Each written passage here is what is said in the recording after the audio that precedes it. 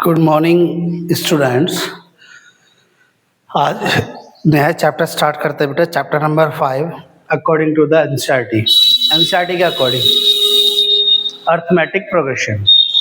Arithmetic progression जिसे आप short form में एपी लिखते हैं बेटा। क्या लिखते हैं? एपी। एपी होता क्या है अगर हम इसकी बात करें कि AP what is the definition of the AP? The common difference of series and sequence and all term are same, so it is called AP। यानी आपके पास अगर कोई AP बनी हुई है और उस AP की बात करें, उस AP में कॉमन डिफरेंस क्या आता है? इक्वल आता है, तो वो क्या बन जाती है? आपकी AP बन जाती है पूरी टर्म्स के अंदर।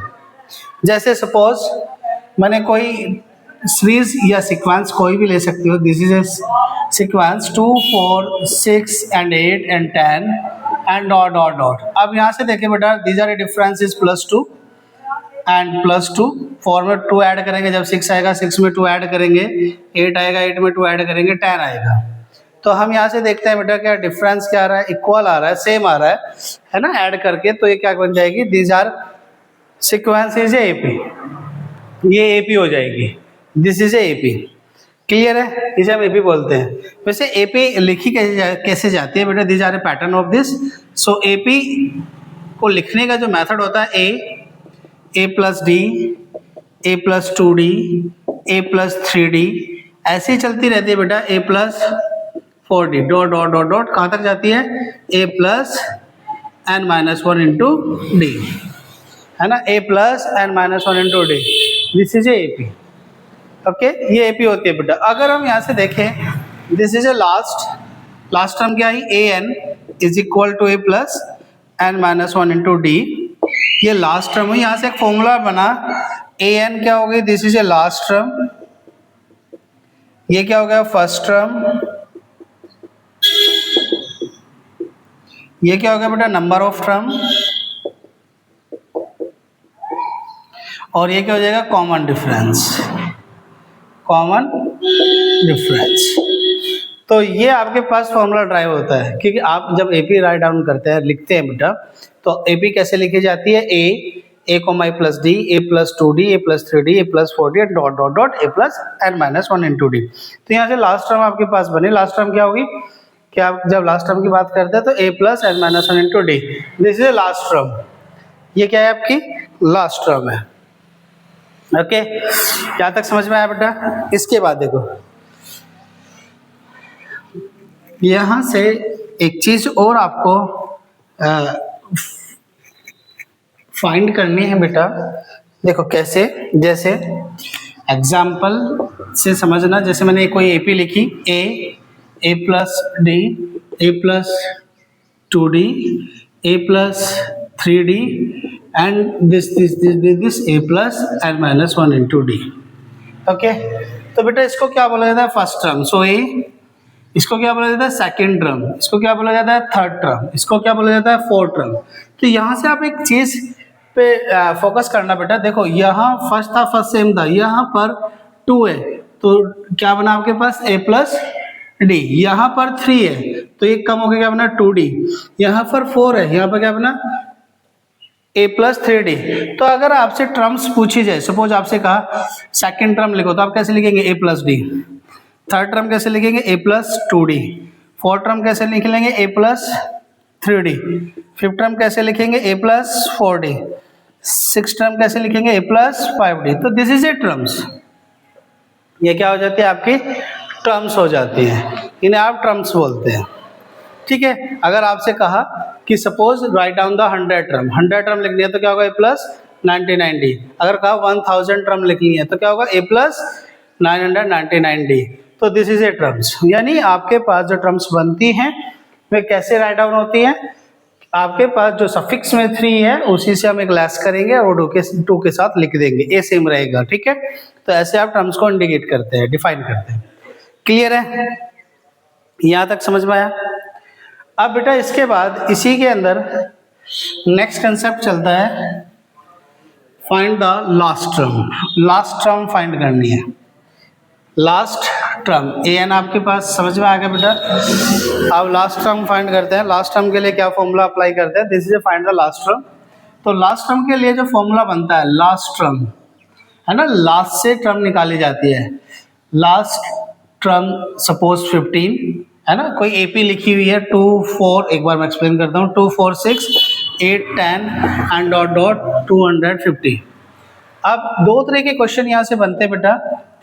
एक तो ये होता है कि आपको स्टार्टिंग से टर्म्स फाइंड करनी है। सपोज आपको फाइंड करना है 15 टर्म, ठीक है, ये क्या होगी, स्टार्टिंग से 15 टर्म हो जाएगी।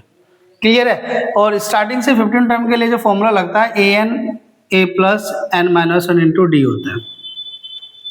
एक बेटा लास्ट से 15 टर्म पूछी जाती है, लास्ट से, तो उसके लिए भी फॉर्मूला बनता है। उसके लिए फॉर्मूला क्या होता है, जो आप लिखते हैं बेटा l minus n minus 1 into d. ये दोनों फॉर्मूले याद रखने हैं आपको। देखो इसे मैं एक्सप्लेन करके बता दूं कैसे। सपोज आपसे पूछा है स्टार्टिंग से 15 टर्म फाइंड करनी है, तो आप क्या करेंगे, a15 a plus n minus 1 into d, a n वाला फॉर्मूला अप्लाई करेंगे। तो a15 is equal to a is 2 and 15 minus 1 into d, d निकालते हैं कॉमन डिफरेंस 4। तो डी कैसे निकालते हैं उसे भी थोड़ा सा डिफाइन करते हैं। डी निकालते हैं बेटा सेकंड टर्म में से फर्स्ट टर्म माइनस करते हैं। सेकंड टर्म कितना है 4 में से 2 माइनस करो, कितना आएगा 4 माइनस 2 इज इक्वल टू 2। तो डी कितना आ गया, 2 आ गया। तो यहाँ से सॉल्यूशन करते हैं, तो 2 प्लस 14 मल्टीप्लाई 2, तो 2 प्लस 28, तो कितना है 30। ये स्टार्टिंग से 15 टर्म होगी 30। क्लियर है। अब आपसे लास्ट से 15 टर्म पूछी जाती है, तो उसके लास्ट से 15 टर्म के लिए क्या होगा, लास्ट टर्म इज 250 माइनस, ये फॉर्मूला अप्लाई होगा, n 15 टर्म निकालनी है, और d कितना है बेटा 2, तो 250 माइनस 14 मल्टीप्लाई 2, तो कितना आएगा 250 माइनस 28, तो 222 आंसर होगा। तो दोनों में याद रखना, दो तरह के क्वेश्चन यहाँ से बनते हैं। स्टार्टिंग से बनता है 15 टर्म फाइंड करना है, लास्ट से 15 टर्म फाइंड करना है। तो उसके लिए फॉर्मूला कौन सा था, l minus n minus 1 into D. Okay. Second वैसे आप ये भी कर सकते हैं कि एपी को आप रिवर्स कर सकते हैं। जैसे ये आपके पास एपी है, इसे मैं क्या कर सकता हूँ, 2 4 6 8 10 डॉट डॉट 250। मैंने कहा एपी चेंज कर दो, 250, 2 माइनस करो 248, फिर 2 माइनस करो 246 and dot dot dot dot. ये आपके पास एपी बन गई। अब आप वही फॉर्मूला अप्लाई करेंगे और वहाँ से वैल्यू फाइंड कर देंगे, ठीक है, ये एपी बन जाएगी। क्लियर है। अब बेटा इसके बाद नेक्स्ट इसके अंदर आता है कंसेप्ट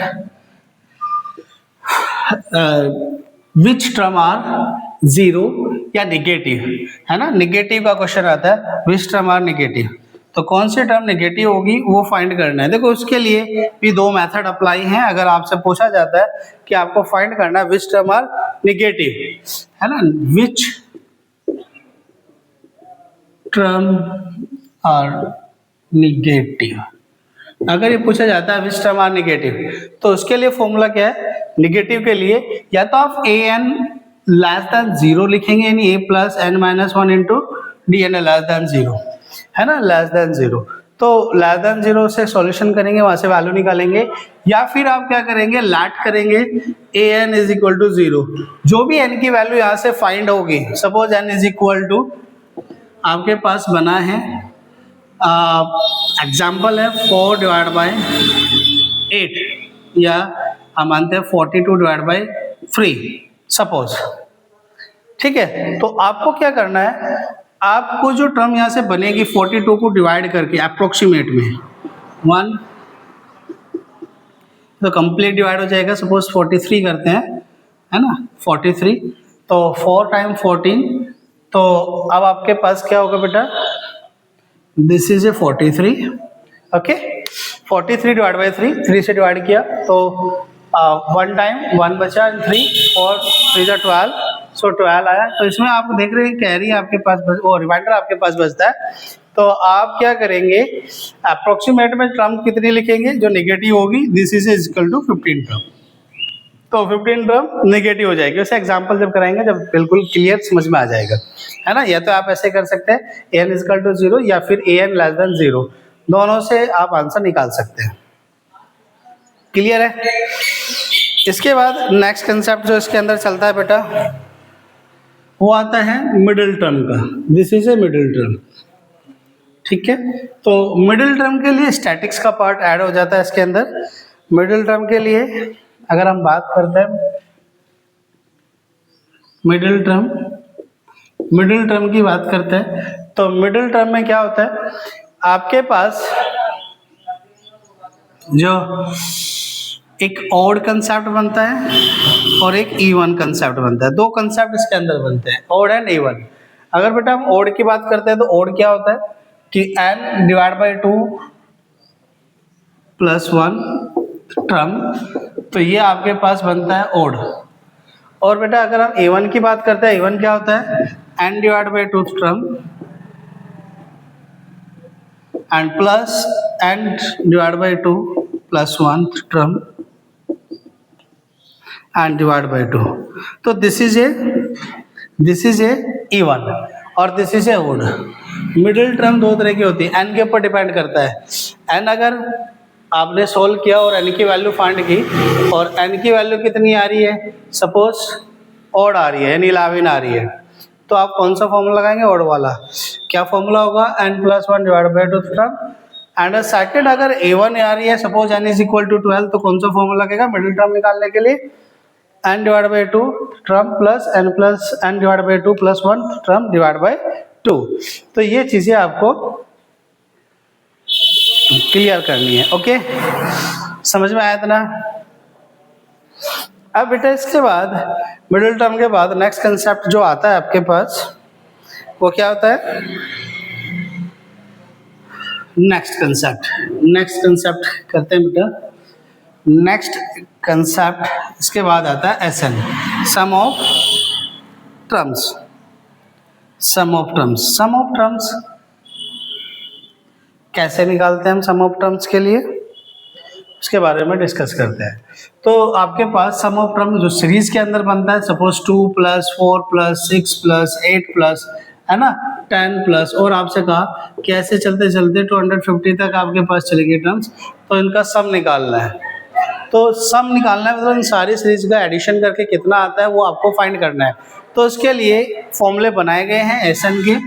तो SN क्या करता है, SN sum of number of terms, so n divide by 2 and 2a plus n minus 1 into d, and second is SN is equal to n divided by 2 and a plus an। कुछ बुकों में n divided by 2 a plus l लिखा रहता है बेटा। an and l is the last term of this AP, है ना। an क्या करता है, वो लास्ट टर्म होती है AP की। क्लियर है, समझ में आया।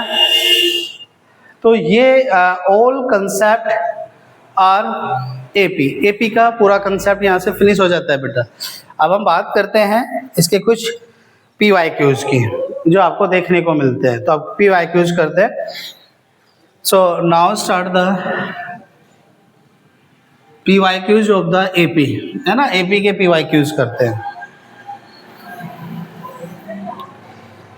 ओके, तो सबसे पहले फर्स्ट ऑफ ऑल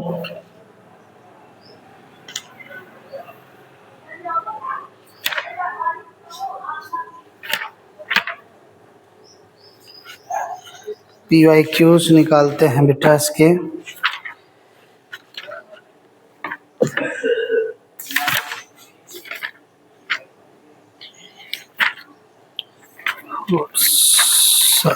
PYQs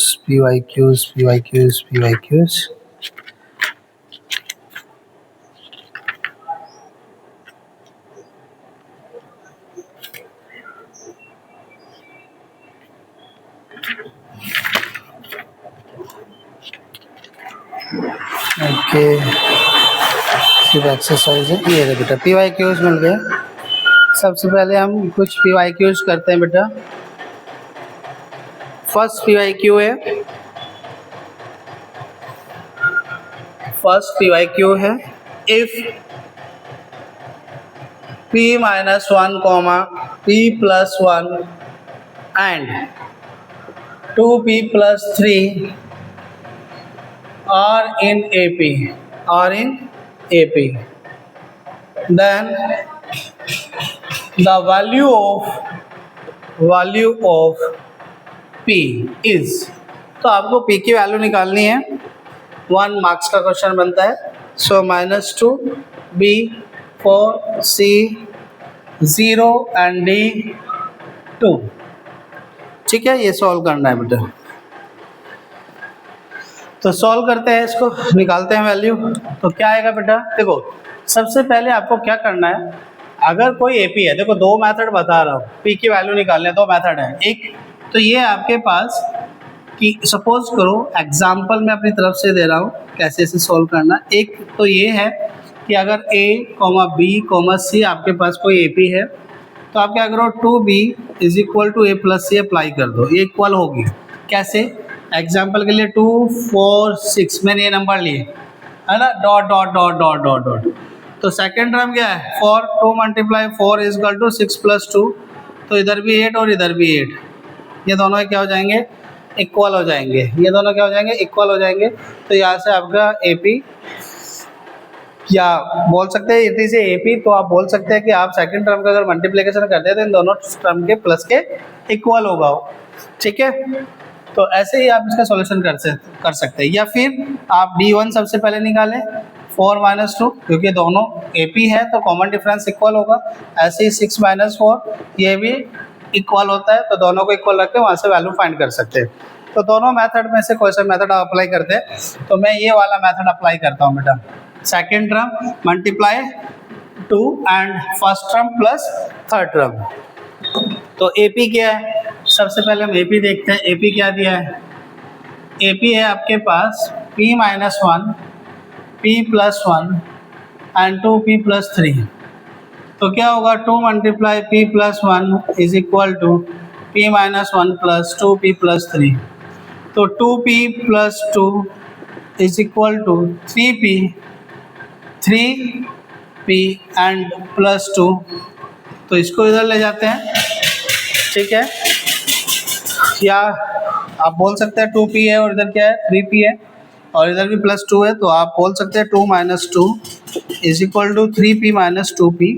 तो 0 इज इक्वल टू p, तो p की वैल्यू कितनी आ जाएगी, 0। तो ऑप्शन नंबर सी करेक्ट हो जाएगा। या आप ऐसे निकाल सकते हैं, सेकंड मेथड क्या है, आप d1 निकालें सबसे पहले। d1 क्या होगा, p plus 1 and minus p minus 1, so p plus 1 and minus p and plus 1, तो ये कैंसिल हो जाएगा, यहाँ से वैल्यू आ जाती है 2। सेकंड, आप सेकंड निकालते हैं d2 कितना होगा, 2p plus 3 and minus p minus 1, तो कितना बचता है यहाँ से p एंड प्लस 2। तो आपको पता है दी जा रहे एपी, तो कॉमन डिफरेंस क्या हो जाएंगे, इक्वल। अगर कॉमन डिफरेंस इक्वल है तो हम इनको भी इक्वल रखेंगे बेटा। 2 is equal to p plus 2, 2 इधर आके क्या हो जाएगा माइनस, तो वैल्यू क्या आ जाएगी, p equal to 0।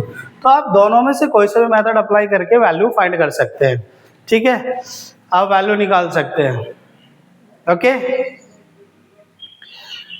So write down करिए इसे बेटा, जल्दी राइट डाउन करिए, फिर नेक्स्ट क्वेश्चन करते हैं।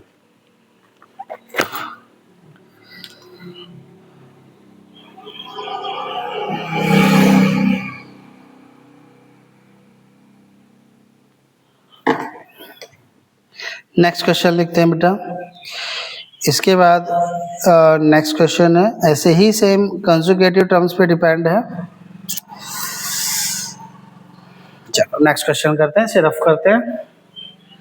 Next question, question number second.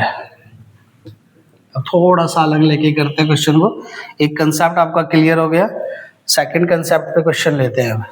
ठीक है, इस टाइप के क्वेश्चन आपको करने हैं बेटा, अपने आप कर लेना, PYQs लेके कोई भी सैंपल पेपर आप यूज कर सकते हैं। ठीक है, कोई डाउट हो तो पूछ लेना, है ना। So now start the next question and next type. Okay, what is the arithmetic mean of A first and natural number. चलो ये लिखते हैं। वैसे question number 175, now what is the arithmetic mean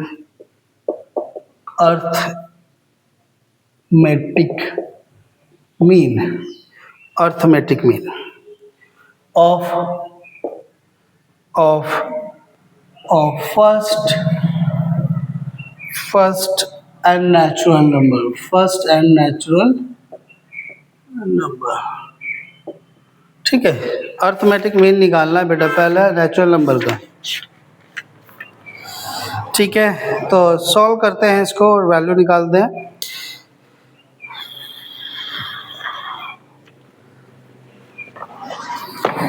एक बार थोड़ा सा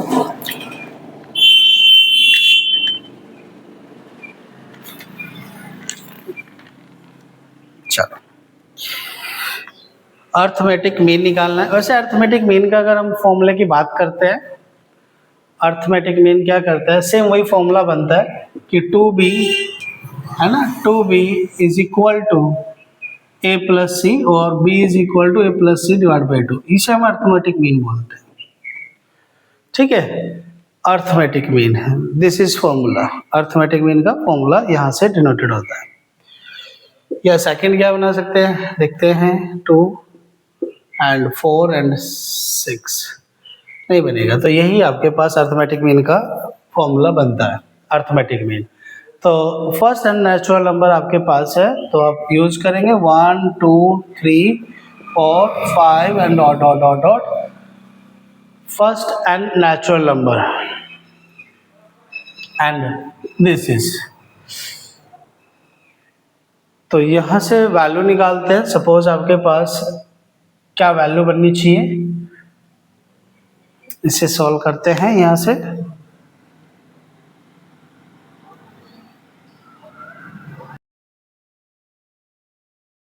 ओके, सॉल्व करते हैं बेटा। तो 1 2 3 4 5 अर्थमेटिक मीन निकालता है। तो हम क्या करते हैं, प्लस करते हैं नंबर ऑफ टर्न मीन के लिए, जैसे मीन निकालते थे 1 plus 2 plus 3 plus 4 plus 5 plus and dot dot n आता था plus, and divide by mean के लिए क्या आता था, डिवाइड में एन आता था। ओके, सो यहाँ से सॉल्व करते हैं। सम आ रहा है तो एस एन यूज करना है, एस एन का ये फॉर्मूला यूज करते हैं। तो कितना आएगा यहाँ से अगर हम एन निकालते हैं,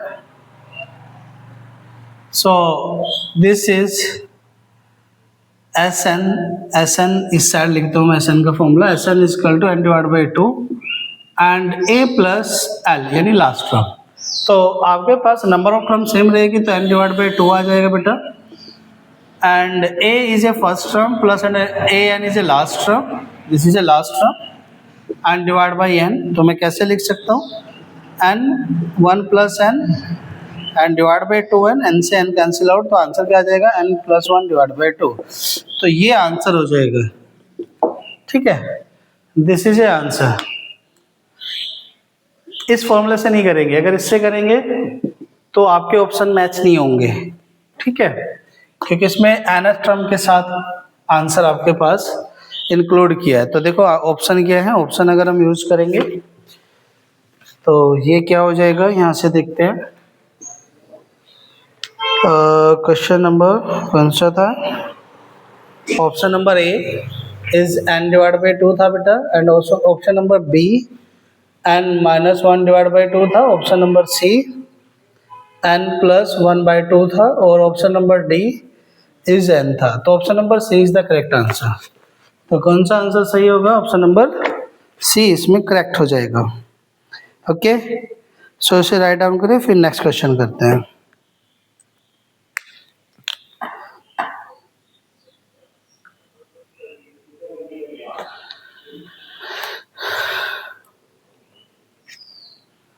रफ करते हैं इसको, नेक्स्ट क्वेश्चन करते हैं। 175 क्वेश्चन था बेटे, है ना। वैसे हमारा सेकंड क्वेश्चन है, ये बुक के अकॉर्डिंग अगर बात करें तो 175 क्वेश्चन है। नेक्स्ट क्वेश्चन निकालते हैं। नेक्स्ट क्वेश्चन क्या है, अगर नेक्स्ट क्वेश्चन करते हैं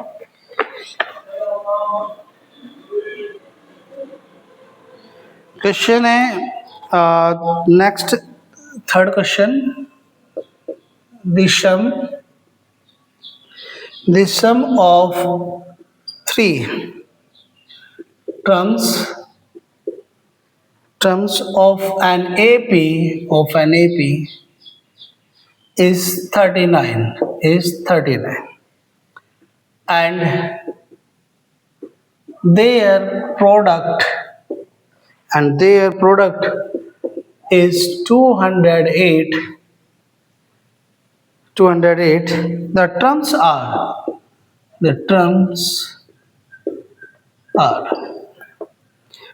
बतानी है। तो ऑप्शन ए आपके पास आता है बेटा, option A 13, 15, 17, option B 14, 18, 22, option C 10, 13, 16 and option D none of these। चलो इसको देखते हैं, इसको करते हैं बेटा क्वेश्चन सॉल्व। देखो इसमें थोड़ा सा कंसेप्ट ऐड हुआ है, उससे पहले उसे समझते हैं। जब सम ऑफ थ्री टर्म्स आपके पास गिवन होती है, सम ऑफ थ्री टर्म्स के लिए हम निकालते हैं बेटा, तो टर्म्स क्या लेट करते हैं, a minus D, a plus D, ये याद होनी चाहिए आपको। सेकंड, अगर 4 दिया हो, 4 टर्म दिया हो, 4 टर्म्स के लिए क्या होगा, a minus 3d, a minus D, a plus d, a plus 3d।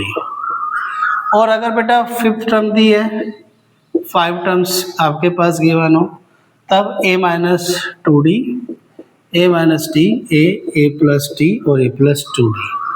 तो ये आपको राइट डाउन करनी है। तो सम अगर 3 टर्म्स का दिया है तब क्या यूज करना है, तो जब आपके पास 3 टर्म्स गिवन होंगी तब आपके पास जो टर्म्स बनेंगी वे क्या होंगी, a minus 3d, a minus D, a plus, sorry 3 terms के लिए a minus D, a plus D, and 4 term के लिए a minus 3d, a minus D, a plus d, a plus 3d, and 4 term के लिए a minus 2d, a minus 2d, a minus D, a plus d, a plus 2d। तो आपके पास यहाँ पर देखो, यहाँ पर क्या क्वेश्चन है, क्वेश्चन पे थोड़ा फोकस करते हैं।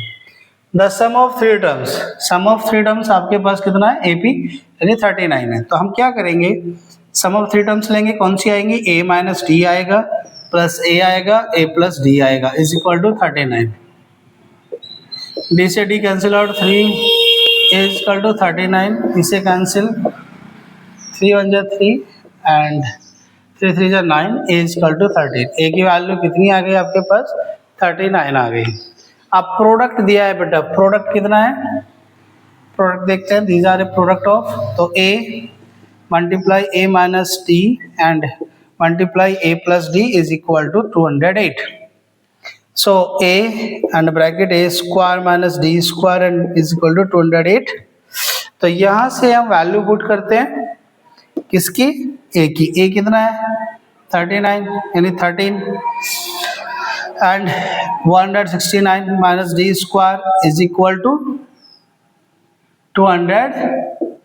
13 से 208 को डिवाइड करते हैं, 13 1 जा 13 और 13 के बाद बेटा कितना बचता है, 7 कैरी यानी 78, 13 6 जा 78, 13 6 जा 78।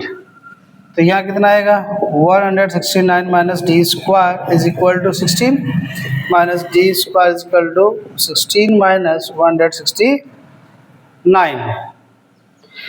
तो यहाँ से अगर हम इसे माइनस करते हैं, मुझे लग रहा है कुछ गलत तो नहीं हो गया है, एक बार कंफर्म करते हैं। 13 a आएगा, डी से D 3a, 13 a multiply minus D, a plus D, ये आ जाएगा। 13 का स्क्वायर 169 माइनस डी स्क्वायर, 13 से इसको डिवाइड करेंगे तो कितना आएगा, 13 1 जा 13, 7 78 है, 65 एंड 66, 16 टाइम, ये 16 टाइम होने के बाद ये माइनस होगा, डी निकलेगा बस यहाँ से। चलो डी निकालते हैं, डी कितना आना चाहिए, d square d is equal to 100 minus 153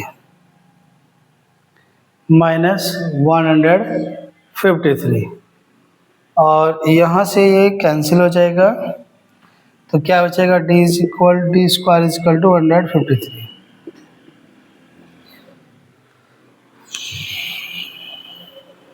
एक बार और रीचेक करते हैं बेटा, क्वेश्चन में कुछ मैंने राइट डाउन करने में तो नहीं गलती कर दी। The sum of three term the AB is 39, बिल्कुल सही है। तो यहाँ से अगर आप देखें तो डी स्क्वायर की वैल्यू ये बनती है, d square is equal to 153, तो डी कितना आना चाहिए, डी आना चाहिए √53, और डी के अगर फैक्टर भी करते हैं तो फैक्टर इस साइड निकाल लेते हैं डी के, ठीक है, कोई गलती नहीं है बेटा। 5 है ना, 3 1 जा 3, फिर डिवाइड करते हैं 3 से 70 एंड 17, तो कितना आना चाहिए, डी इज इक्वल टू 3√17। अब यहाँ से देखते हैं बेटा, यहाँ से आपके पास जो वैल्यू बनी हुई है डी की, वो रूट में बनी हुई है, और अगर हम रूट की वैल्यू रख के सोल्व करते हैं तो फर्स्ट टर्म क्या आनी चाहिए, ए यानी 13, ठीक है। डी क्या आना चाहिए, माइनस डी, तो रूट में बचेगा, क्योंकि आप देखो ए तो आपके पास पहले से गिवन है 13, एंड ए माइनस डी, ए तो गिवन है, ए माइनस डी आप निकालेंगे, तो ए कितना है 13 माइनस 3√17, तो सॉल्यूशन नहीं हो पाएगा और ऑप्शन मैच नहीं हो रहे हैं, ना ए आ रहा है, ना बी आ रहा है, ना सी आ रहा है, तो मेरे according to answer number D is the correct answer, none of this, option number D is the correct answer. Option number D क्या हो जाएगा बेटा, करेक्ट आंसर हो जाएगा, ओके।